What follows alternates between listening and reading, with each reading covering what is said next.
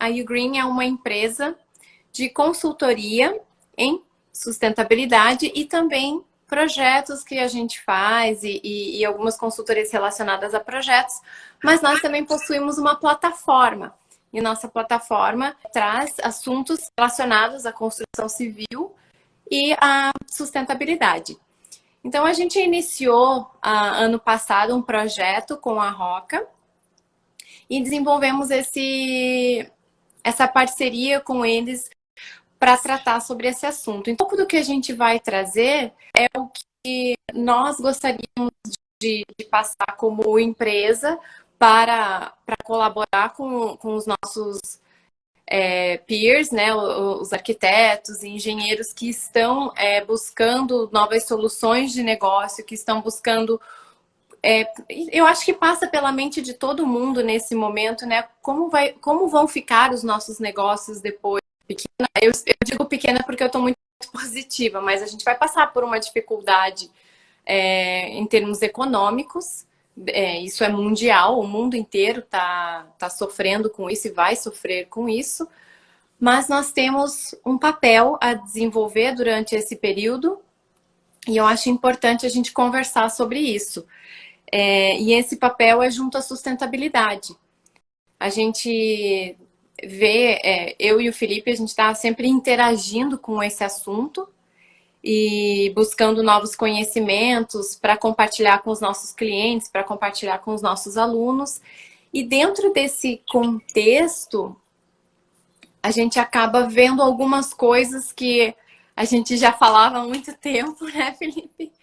E que agora acabam voltando pro foco num momento mais, digamos, um momento de reflexão que as pessoas estão tendo, né? Elas estão tendo uma oportunidade de refletir não somente sobre sua vida pessoal, mas também um momento de refletir quanto à sustentabilidade, a como estão agindo no mercado.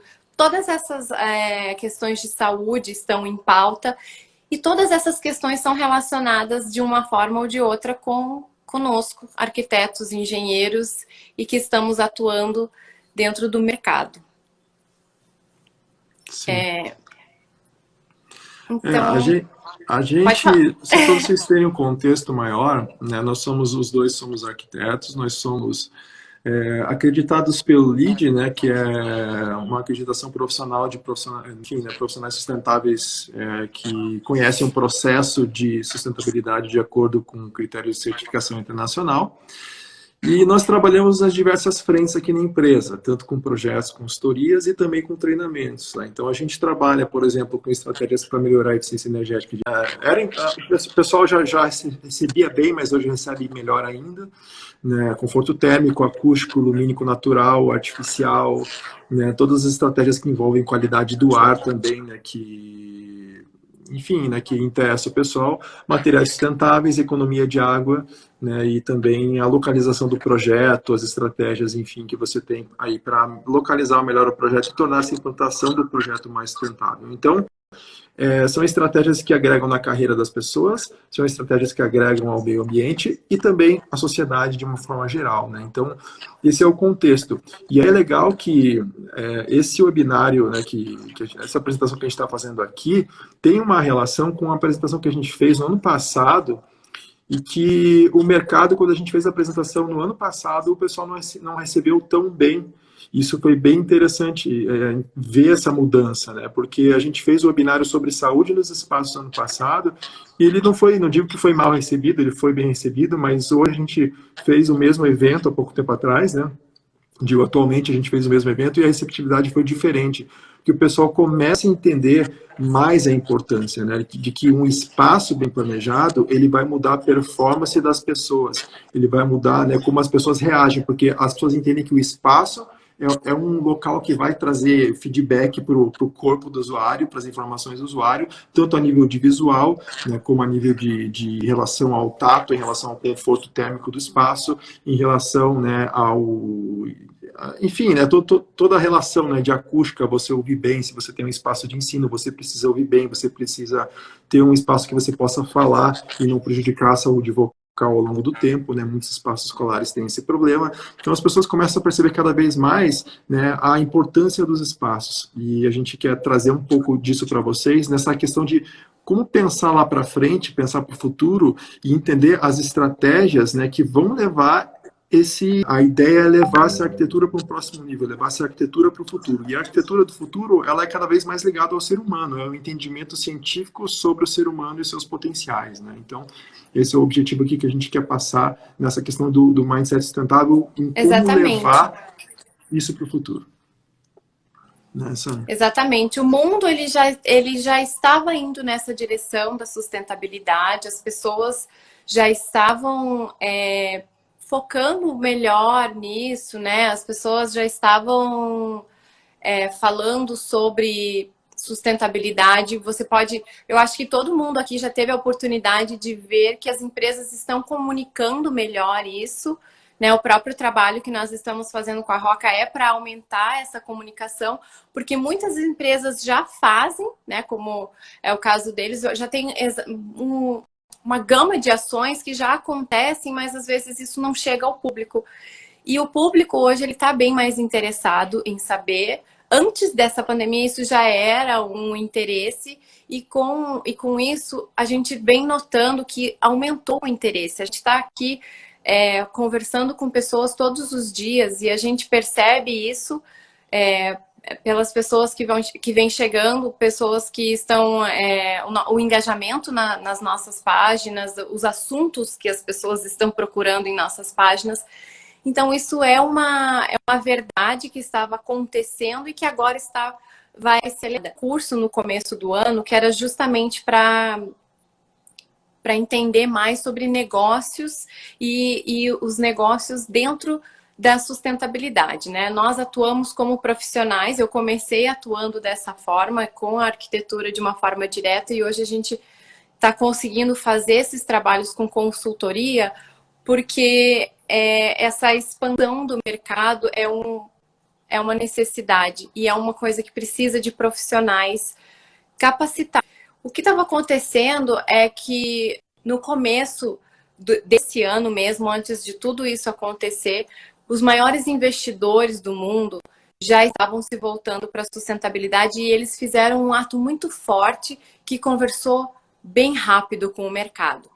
A empresa que segura os trilhões de investimentos no mundo, uma empresa chamada BlackRock, se vocês pesquisarem, é a maior investidora do mundo. Qualquer negócio grande e mundial que esteja aí está nas mãos da BlackRock. E o que eles fizeram? O CEO da BlackRock ele fez uma carta no começo desse ano, e essa carta normalmente é muito esperada por todos os negócios, pela questão da Bolsa de Valores, por tudo. E essa carta, quando chegou à mão dos maiores CEOs do mundo, causou um espanto. E esse espanto foi que ele colocou em carta, escrito e assinado, que a BlackRock passaria a focar os seus investimentos em empresas de cunho sustentável. Que eles não mais investiriam em os negócios, vem entendendo que a sustentabilidade ela é uma necessidade, ela é uma ação que só traz benefícios para as pessoas, para o meio ambiente e para o bolso. Não é dizer que essas pessoas acordaram agora, né, e elas sonharam esse mundo sustentável agora e elas estão mais apaixonadas por esse mundo sustentável do dia para a noite. Não é. Isso passou um tempo e esse tempo passou trazendo dados que só confirmam que a sustentabilidade ela não só faz bem para as pessoas e para o meio ambiente, mas também faz bem para o bolso. E não é vergonha nenhuma as pessoas investirem em um negócio e terem isso de frente. Muitos negócios descobriram, quando passaram a investir nisso, que era mais caro não ser sustentável. Que era mais caro não ter essa atenção. Passava mitigar esses erros e esses problemas com o produto era muito mais caro do que fazer isso de uma forma mais sustentável. Então, tudo isso não aconteceu do dia para a noite, mas isso vem sendo acelerado.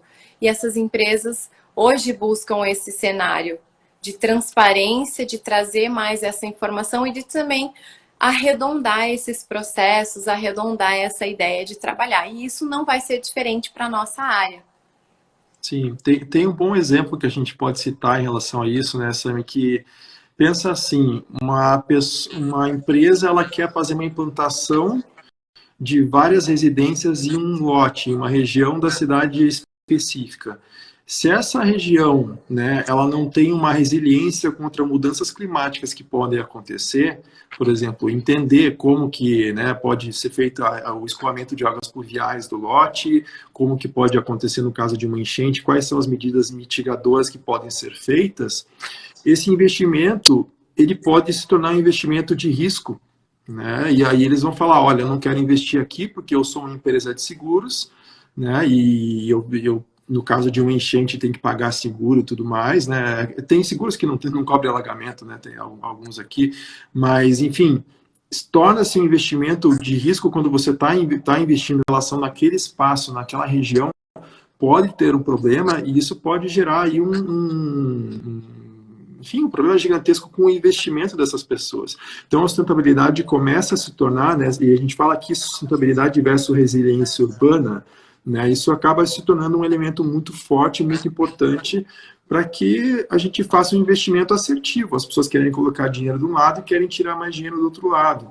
Né, e a sustentabilidade acaba sendo também um desses artifícios para tornar esses investimentos mais seguros. Então é por isso que as pessoas no mercado financeiro de alto nível, BlackRock é uma das maiores empresas do mundo, eles entendem isso, né? Então quem é a gente para não entender isso também, né? Então a gente e andar de acordo com as grandes empresas, né? Eu e a Sami a gente sempre fala disso, né? Sobre a gente fez um evento com a Roca na Expo Revestido ano passado, em que a gente falou sobre a transparência dos materiais, né, Sam? Exatamente. E lá a gente disse também que o crescimento profissional né, enfim, da classe arquitetura, engenharia e tudo mais depende, né, do crescimento das empresas que estão entendendo que investir em sustentabilidade traz lucro, traz resultado, traz porque não adotar isso se todo mundo ganha, né? Exatamente. O que a gente traz agora mais focado em relação aos arquitetos, né? Então, eu como arquiteto, o que eu tenho a ver com tudo isso? Como eu posso estar agindo? E existem várias formas, como a gente primeiro deu uma abordada aí na questão de projetos, mas como arquitetos e engenheiros, nós também temos o nosso papel é pedir ao mercado o que nós queremos de volta do mercado, né? Trazer o propósito da sua obra, pedir aos seus fornecedores que eles estejam atendendo. Como o Felipe falou, a gente falou sobre transparência dos materiais. Aqui no Brasil ainda é bastante difícil, isso é um trabalho de formiguinha. E mais uma vez aqui, não é porque a gente está usando o Instagram da Roca, mas eu agradeço eles bastante por estarem tomando frente nessa questão de trazer essa transparência, de começar a conversar com o público e trazer essas informações que eles pedem. Porque hoje não existem uma gama de materiais de construção que nós podemos buscar esse nível de informação e transparência. E é muito importante para o arquiteto dizer que ele está interessado nisso, dizer que ele precisa dessas informações, porque uma questão que a minha instrutora desse curso de sustentabilidade falou o mercado, a beleza do capitalismo é que se você pede, se existe uma demanda, existe uma oferta. Então, se nós estamos aqui se nós não estamos pedindo, não vai haver uma oferta. Será que a gente já pediu o que a gente quer para o mercado? E o mercado vem ouvindo, sim. A nova geração já tem se você passar a perceber os produtos que estão sendo fabricados para a nova geração, para pessoas mais jovens, eu e Felipe, a gente está numa geração meio intermediária, né? Indo mais Sou jovem. 40 lá, mas as gerações mais novas, elas já estão tendo essa resposta do mercado. Se você prestar atenção em produtos que são direcionados para pessoas com 20 ou menos, eles já têm esse cunho sustentável muito mais acentuado do que produtos que são oferecidos para pessoas mais velhas. E é uma necessidade, é um propósito que as pessoas vêm buscando.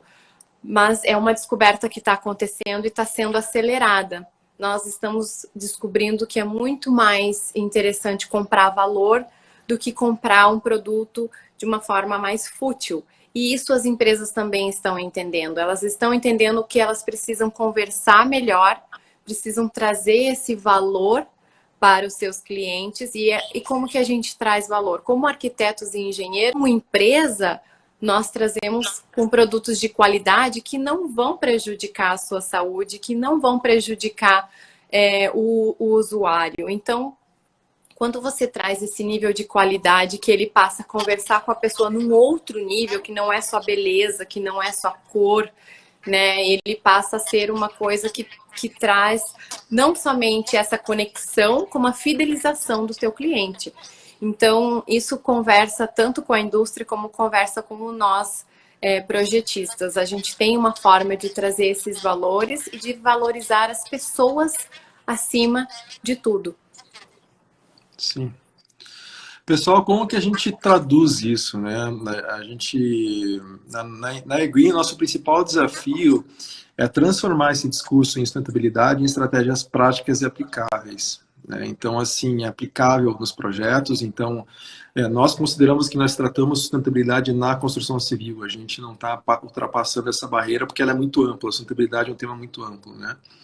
Mas como que a gente trabalha isso, né? Então, a gente trabalha na empresa, por exemplo, com estratégia de simulação de projeto, a gente trabalha com estratégias de como você pode melhorar a iluminação, né? Agora, nessa parte dos materiais, que eu acho que é a abordagem que a gente está mais ligado aqui, a gente tem formas bem interessantes de pensar nos materiais sustentáveis, né? Porque, assim, eu não gosto, né? Eu, pessoalmente, eu não sei a opinião da Sabrina, mas eu não gosto de dizer que o Brasil tem menos materiais sustentáveis do que fora do Brasil. Mas o que a gente não tem, sabe... é comunicação, né? É a comunicação. Então, assim, por exemplo, nos Estados Unidos hoje, você tem uma possibilidade de vislumbrar, né, materiais sustentáveis de acordo com critérios de sustentabilidade estabelecidos pela indústria. Então, assim, não que aqui no Brasil não tenha, mas lá tem mais transparência no processo. Então, assim, eu gosto de dividir os materiais sustentáveis, né, em 3 aspectos, que seria a questão do processo de fabricação do material sustentável. Essa é uma estratégia que a gente tem que levar em conta, como que o material é fabricado e o que acontece nesse processo de fabricação. Entender esse processo, talvez? O que você acha? Outro aspecto seria a parte da extração dos materiais. Como é que é feito esse processo? Ele tem uma mão de obra amigável e tudo mais, né? Porque o material ele pode ser sustentável, mas ele pode ter uma prática de extração que prejudica pessoas no meio do processo. Então, sei lá, dá um exemplo de material super sustentável. Não estou dizendo que acontece isso, mas o bambu é um material super sustentável. Mas no meio do processo, vamos dizer, numa cidade lá nas Filipinas, a gente já viu o bambu que era extraído com mão de obra infantil. Então, ele acaba não se tornando sustentável. Então, esse seria um segundo aspecto, e também uma relação da essência do material mesmo, se ele é sustentável na essência, se ele tem uma característica sustentável, né? Por exemplo, materiais rapidamente renováveis são sustentáveis, e, né, enfim, materiais locais e tudo mais, né? E a terceira parte é a relação com a saúde humana, né? A relação do material com a saúde do ser humano. Então, como que a gente reage em contato com essa mesa aqui, por exemplo, ao longo do tempo, né?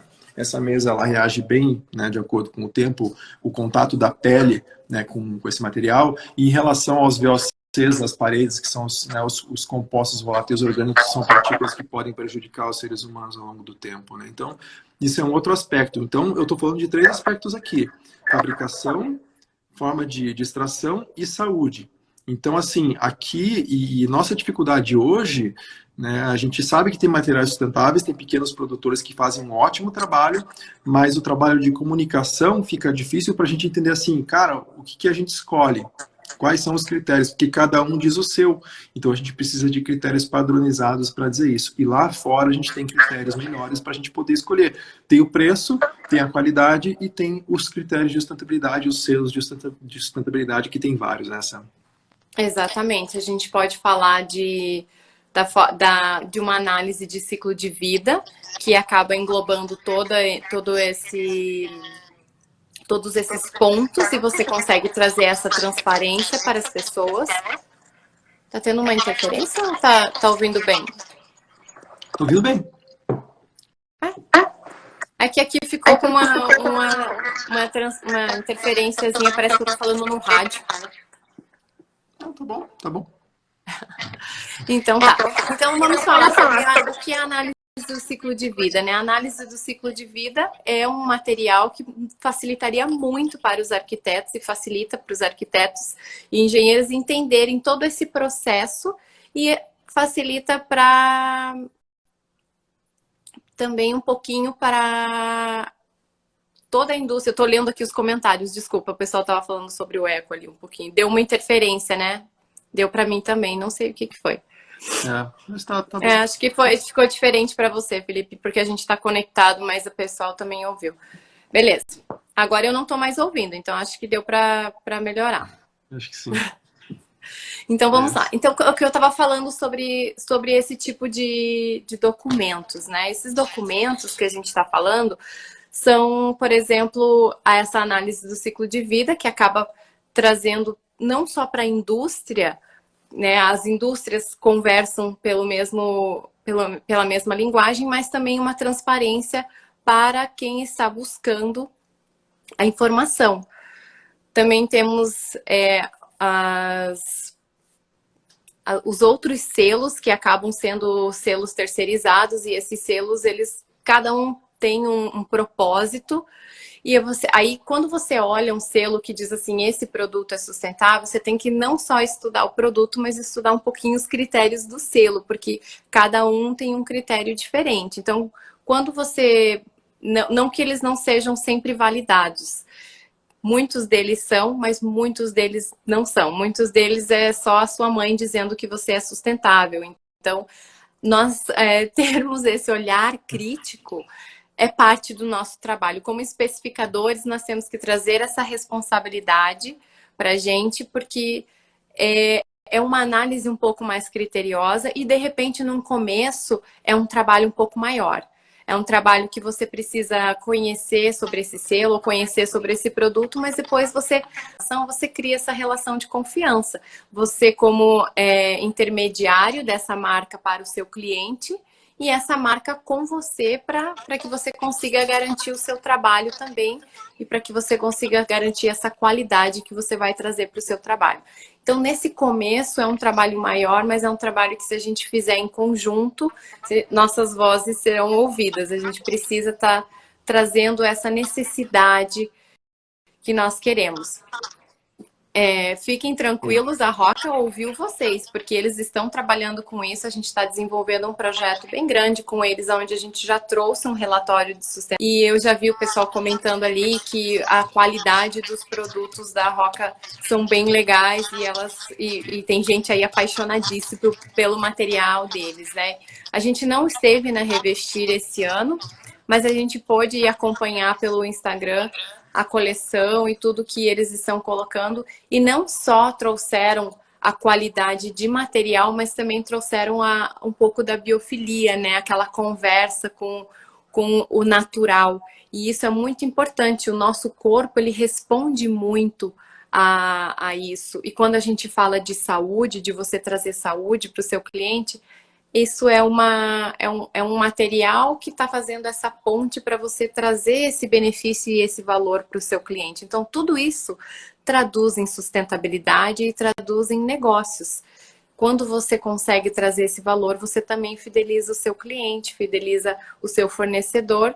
E essa relação começa a ser uma relação muito prazerosa e positiva. É uma coisa que todos ganham. Quando você consegue traduzir esses valores e todos acabam com o valor que ele traz mais, né? O profissional com o valor para a sua carreira, e também É legal mostrar o relatório, né? Depois, se possível. Eu vou ver se eu consigo puxar aqui, daí a gente mostra na telinha. Mas assim, gente, para vocês entenderem, né? A gente tem passou meia hora da live, né? A live desliga em 1 hora, a gente não tem tanto tempo assim para comentar, né? Tudo que a gente poderia sobre materiais sustentáveis e essa parte de mindset sustentável. Mas o que a gente quer passar principalmente para vocês aqui, né, e dar continuidade um pouco nesse assunto, é que grandes empresas, né, os principais formadores aí de opinião hoje no mundo, eles adotaram a sustentabilidade como um fator principal. No começo do ano, né, teve aquela carta da BlackRock que a Sammy comentou, o Jeff Bezos botou 10 bilhões 2 dias depois lá na Amazon para combate às mudanças climáticas, depois o Bill Gates, digo, né, a Microsoft foi lá e fez, né, aquele de 2030 de combater, né, ser carbono neutro nas emissões até 2030 e até 2050 tudo que a Microsoft emitiu de poluentes, né, na pegada de carbono, desde o começo da Microsoft até 2050, tudo isso que aconteceu desde o começo até o final, eles vão neutralizar. Então, ou seja, todo o processo lá que era feito no começo da Microsoft, que tinha mais poluentes, foi diminuindo, eles vão pegar aquilo, eles entendem que aquilo foi um prejuízo que eles deixaram para o meio ambiente, eles vão pegar aquilo e vão reverter até 2050. Então, essa é uma outra questão. A Delta Airlines, né, Sammy, também teve um trabalho desse até 2030. Então, depois dessa carta da BlackRock, todas as empresas começaram a trabalhar nesse aspecto. Então, essas empresas vão puxar todas as outras. É uma consequência direta. Né? O Bill Gates hoje, né, é das pessoas mais relacionadas aí, né, ao combate do coronavírus, né, essa crise que a gente está passando aí e tudo mais. Um ativismo grande. Ele entende, ele é especialista em vírus, ele entende desde 1995 sobre vírus, né? Então ele sabe como os vírus atuam. Ai, né? Felipe, as suas piadas nerds. Então, não tem uma pessoa melhor do que ele acho que deu para entender, né, que o contexto é que os grandes pensadores hoje, né, as pessoas que direcionam mentalmente e financeiramente o mercado, eles vão estar puxando todo mundo para esse lado. Então não tem como ignorar. Né? E a gente como empresa, como Green, às vezes a gente se sente meio... Eu não sei uma palavra melhor do que maluco, né? Assim, a gente pensa, nossa, nós estamos falando coisas que a gente puxa, né? Nosso trabalho é muito extração de normas internacionais, né? Então a gente entra nas ASHRAEs, entra na certificação e distrai tudo aquilo que o pessoal está falando de mais novo. Então sai uma versão nova da ASHRAE, entender tudo que está acontecendo, porque as normas brasileiras e de todo mundo geralmente são regidas por essas normas. Então a gente está sempre buscando à frente o que está acontecendo no mercado da arquitetura para trazer a ciência para a arquitetura, né, e que seja aplicável para pessoas comuns, com softwares o mais fácil possível, se possível gratuitos, inclusive. Então, às vezes a gente sente meio assim, né? Pô, a gente está mostrando uma coisa que as pessoas ainda não estão valorizando o quanto deveriam estar valorizando. Mas a gente percebe que, desde que a gente começou em 2016... Né, nós começamos juntos lá em finalzinho de 2015 e começo de 2016, a gente viu uma percepção, uma mudança drástica desde esses 4 anos atrás até agora. Assim, eu diria que mais do que 300% se eu fosse dar um dado numérico. Assim. Então, diria que a cada ano está quase que, sei lá, não digo que duplicando, mas quase duplicando a percepção. Então esse é o processo. Gilmar, esse negócio da China que você comentou, né, depende da fábrica. Às vezes a fábrica tem um processo sustentável lá, a gente não sabe, mas aí, né, tem todo o processo de trazer o material para cá que vai diminuir esse critério. Então a sustentabilidade é uma questão ela é muito complexa, né? Tem o processo de fabricação que ele pode ser bom, tem a prática de extração que pode ser bom ou não, tem a questão da saúde do material e a distância do material em relação, né? Porque o material ele precisa contar a fabricação, loja, não adianta a fabricação ser do lado da sua casa, depois ir lá para Pernambuco e depois voltar para sua casa de volta, né? Então tem que ser um processo bom que ele pode compensar o material sendo fabricado do lado da sua casa com um processo menos sustentável. Então essa é a dificuldade. Né? E quando você começa a estudar esse tema, você vê que aquela pergunta que o pessoal fala, esse material é sustentável? Se você olha a característica do material de cara, assim, um bambu, por exemplo, é uma madeira, né, com uma certificação e tudo mais, ele tem a tendência a ser, mas a gente não pode atestar 100% sem verificar com profundidade todos os aspectos. E esse é o Por desafio isso do é tão mercado hoje. importante, exatamente, por isso é tão importante essa transparência, que a gente exige essa transparência do mercado, porque senão isso acaba sendo um processo muito longo para a gente analisar, para a gente filtrar tudo isso. E se nós tivermos essa transparência partindo das indústrias, isso passa a ser um processo bem mais fácil de filtração, bem mais fácil de comunicação entre nós e o cliente, entre nós e o fornecedor. Tudo isso é uma coisa que pode ser resumida numa análise de ciclo de vida, que pode ser resumida numa declaração ambiental de produto. Tudo isso existe um padrão para essa conversa, mas precisa que a indústria se interesse por essa conversa padronizada para que a gente tenha esse benefício. Então, isso é um dos nossos papéis, facilitar o nosso trabalho, pedindo para que eles tenham mais transparência com o trabalho deles, né? E isso é um trabalho que a gente está fazendo e é uma coisa que quanto mais pessoas estiverem buscando e contribuindo para esse movimento, mais fácil a gente chega nesse nível de informação e sustentabilidade que a gente quer.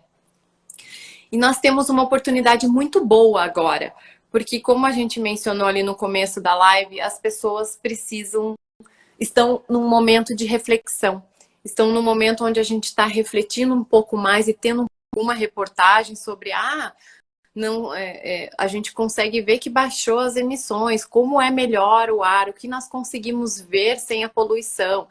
Vai voltar a poluir? Vai voltar a poluir, mas a gente tem que entender como nós vamos agir, como nós podemos melhorar esse consumo, como nós podemos melhorar esses processos para que não seja da forma como nós estávamos fazendo, uma forma desenfreada, quase cega, sem pensar no nosso futuro de uma forma mais calma. E a gente teve esse momento para parar. O mundo deu uma paradinha e o mundo deu uma escutadinha no que está acontecendo. Então, nós temos uma oportunidade de virar uma chave.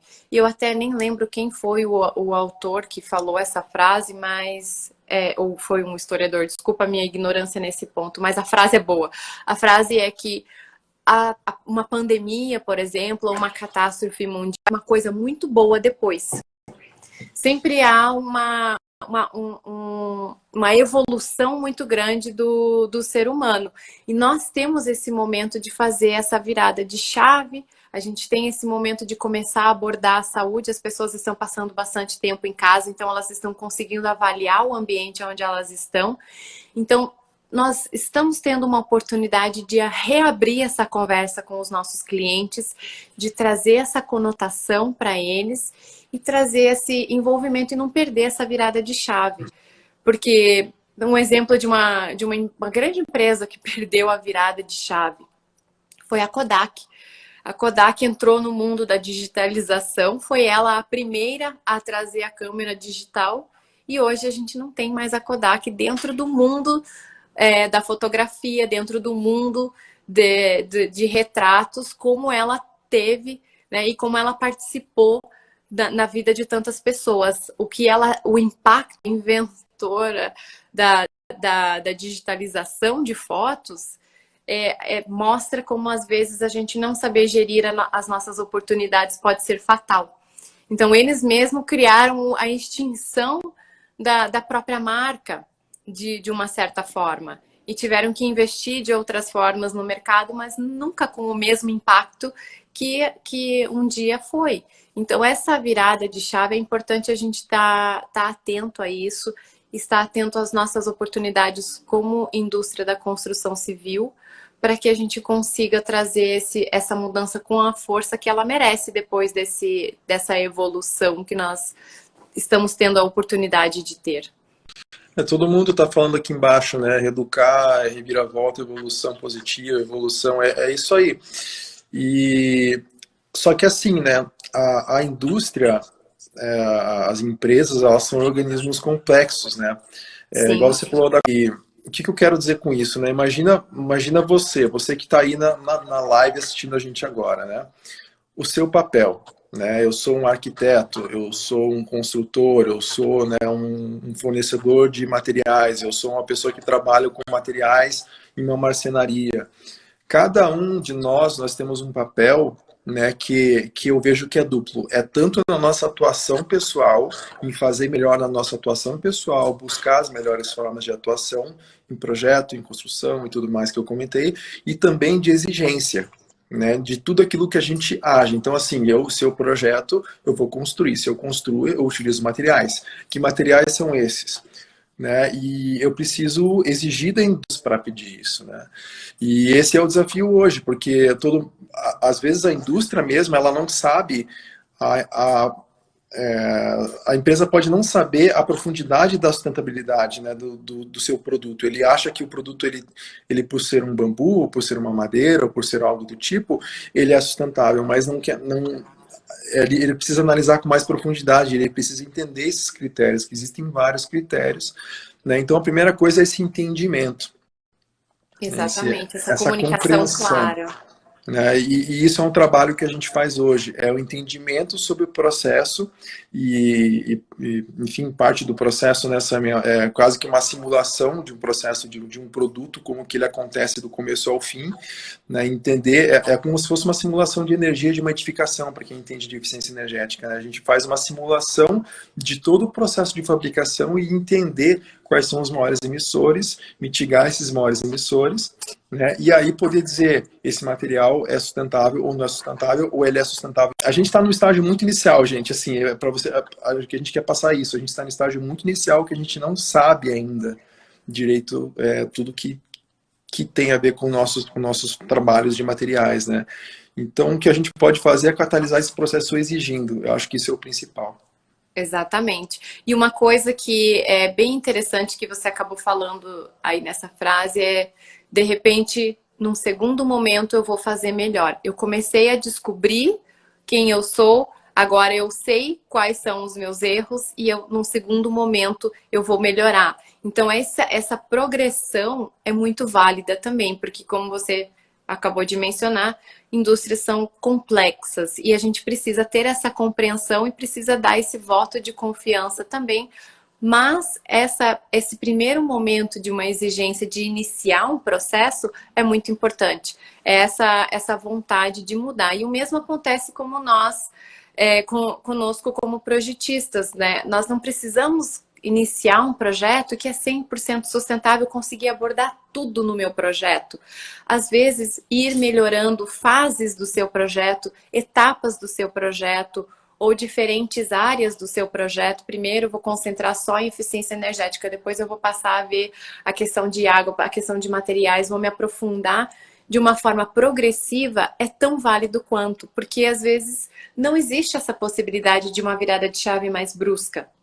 Existe um processo de aprendizado e a gente precisa ser compreensivo com isso, mas precisa ser um processo contínuo e um processo, de novo, de evolução, né? De evolução contínua do mercado e de nós como fornecedores de serviços também.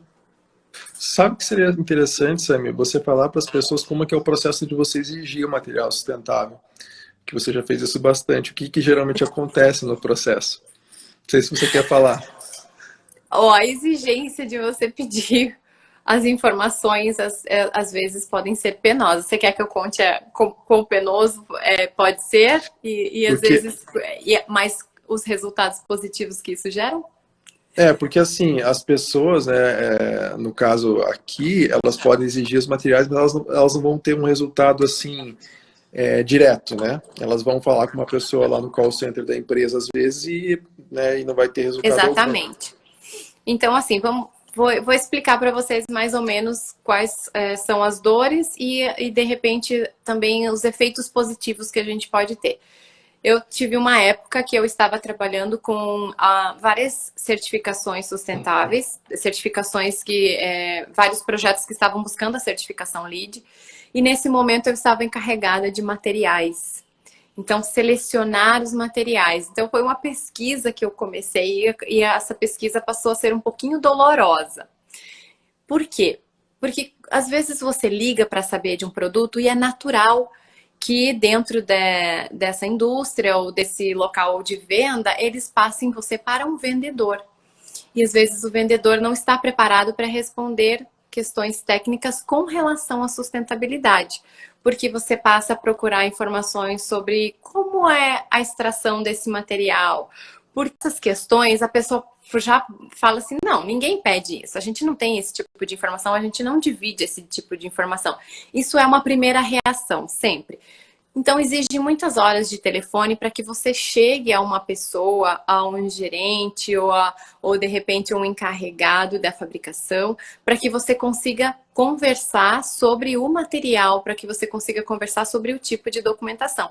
E muitas vezes eu tive que explicar para as pessoas ou até fazer um esboço da documentação que eles precisavam me fornecer e ensinar. Então, você passa a ser também um pouco educador nesse momento. Você tem que educar o mercado e não subestime o seu poder de educação, porque na época eu não estava tão ativa com materiais como eu sou hoje, mas eu passei a fazer as perguntas e pedir as documentações, pesquisar por eles um pouco e passar essa informação para eles. Ó, por favor, eu gostaria que você me fornecesse isso. Muitos deles já não queriam nem mais atender a minha ligação. Eu passava por umas 5, 6 pessoas até que alguém quisesse falar comigo. Porque eu passei a ser um pouco chata. Mas eu posso te dizer que durante esse processo, durante esse processo de umas 6 certificações, eu consegui conversar com pelo menos 3 ou 4 indústrias que gostaram muito do que eu pedi, gostaram da informação que lhes foi solicitada e passaram a incorporar isso numa apresentação para o cliente. Eles falaram, caramba, isso é uma informação interessante, é uma informação que eu posso vender mais. Tem pessoas procurando por isso. Então, isso é interessante de você saber que, às vezes, num movimento de um projeto seu, você conseguiu transformar a visão de uma outra pessoa que catalisou esse movimento um pouco mais para frente. Então, agir como esse agente catalisador é bem interessante também nesse processo de educação dos seus fornecedores, das pessoas que estão trabalhando contigo. Isso acontece na obra também, quando você passa a conversar melhor com quem está dentro da obra e você passa a mostrar como você tem um canteiro de obra mais sustentável também. É uma questão de você impulsionar o mercado na direção certa, simplesmente exigindo ali no seu projeto, no seu mundo individual, você acabou expandindo isso. E essa é o nosso intuito também como Ugreen, quando a gente traz esses materiais sobre sustentabilidade, quando a gente fala, quando a gente fica contente de poder fazer uma live aqui com a Roca, é porque a gente sabe desse potencial de ter outras pessoas agindo e catalisando esse movimento e a gente consegue mover, então, muito mais rápido na direção certa. A Amanda falou um negócio e que eu já estava pensando dela, leu o meu pensamento e falou ali. Existe um modelo desse tipo de relatório, como um checklist, por exemplo, a gente pode fazer. A gente tem modelos e a gente pode disponibilizar alguma coisa para vocês, sim. De repente no nosso Instagram, né, Sami? Uhum.